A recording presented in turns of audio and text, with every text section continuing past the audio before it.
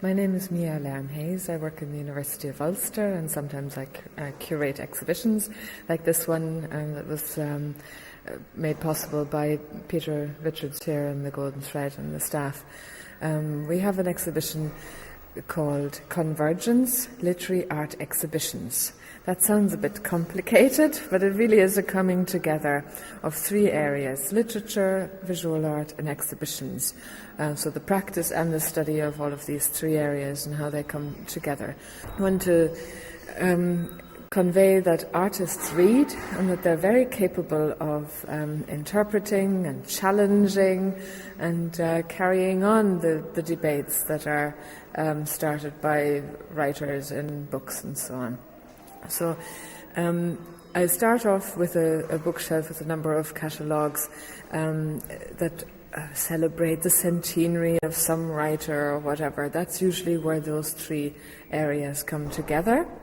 And they use the writer's name as the kind of anchor for a blockbuster show, usually without really adding much in terms of content.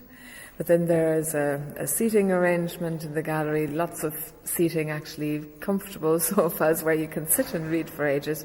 And as you come into the gallery, you can see catalogues by curators who've taken a really imaginative angle at this sort of convergence, this coming together, and some artists' projects that are as if they were featured inside the exhibition. The exhibition itself is an exhibition of artworks. At the start we have Pavel Büchler, who has painted a little watercolour in the colours of Goethe's colour theory, sort of colour wheel, and so on. Like you learn it in school about colour theory and so on. And what his watercolour says is pathological colours.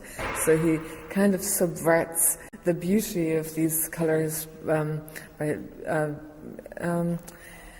paying attention to the sort of psychological ways of perceiving colours and so on.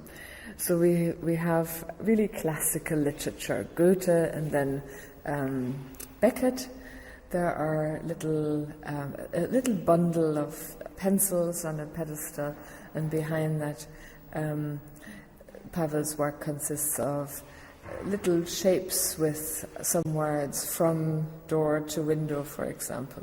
And the last letter of door is the R.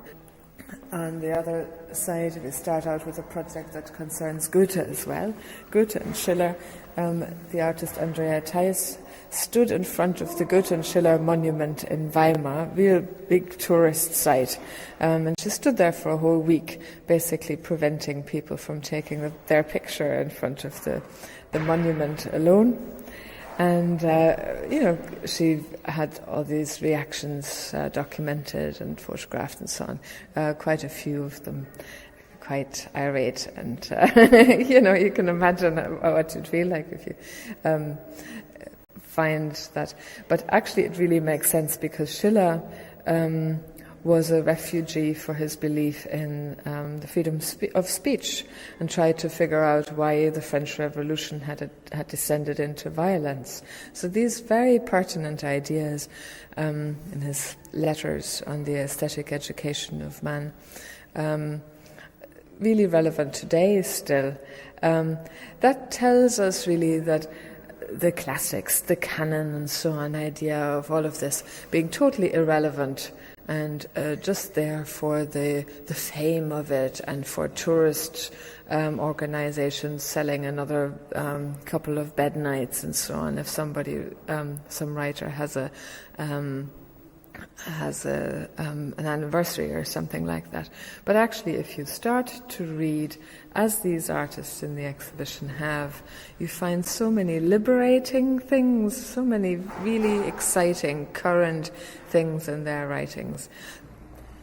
And at the end, what I'd like people to do in this exhibition is really to take some time, maybe to come first and appreciate it as a wonderful, I think, selection of contemporary artworks, subdued colours, blacks and whites, of course, with browns, but some strong colour as well. So you can just see it as a visual art exhibition, but you can also come back, sit on the couch for hours, if you like, and read the primary texts, those that the artists found interesting and those where I think some really liberating thoughts can be found.